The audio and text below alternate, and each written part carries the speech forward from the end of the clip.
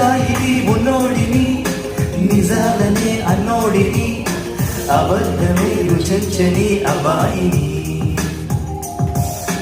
ఒకే ఒక మంచోడిని, రొమాన్స్ లో పిచ్చోడిని, పర్లేదులే ఒప్పేసుకో సరేనని.